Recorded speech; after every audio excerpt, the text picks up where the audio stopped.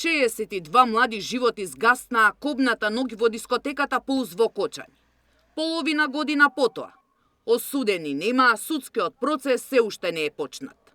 6 месеци, 62 семејства живеат во болка и тага и во потрага по правда за нивните најмили.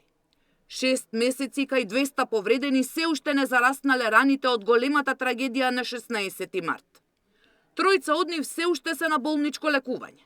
Голем број пак одат на физикална терапија која е неопходна за враќање на функцијата на екстремитетите.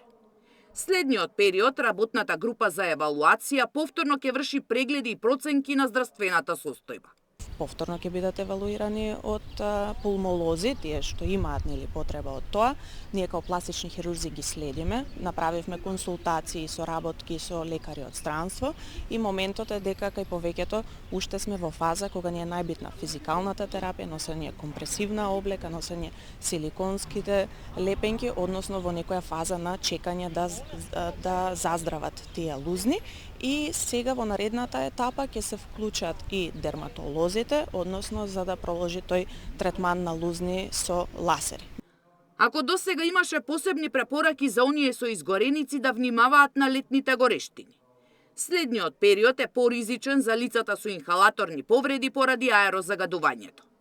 Напредок во досегашните третмани има, а кај некои заздравувањето може да трае 1 до 2 години.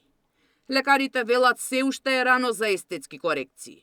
Но прво многу не е победно да имаме да зреат тие лузни, народски кажано, односно да имаме добра чкунка, добра подлога за истото, за да може понатака да разговараме за поставување протези и понатамошен третман кај нив. Соседите, но и подалечни европски земји веднаш понудија помош за третман на повредените од трагедијата во Кочани. Ден по пожарот повеќе од 100 беа испратени на лекување во странски медицински центри.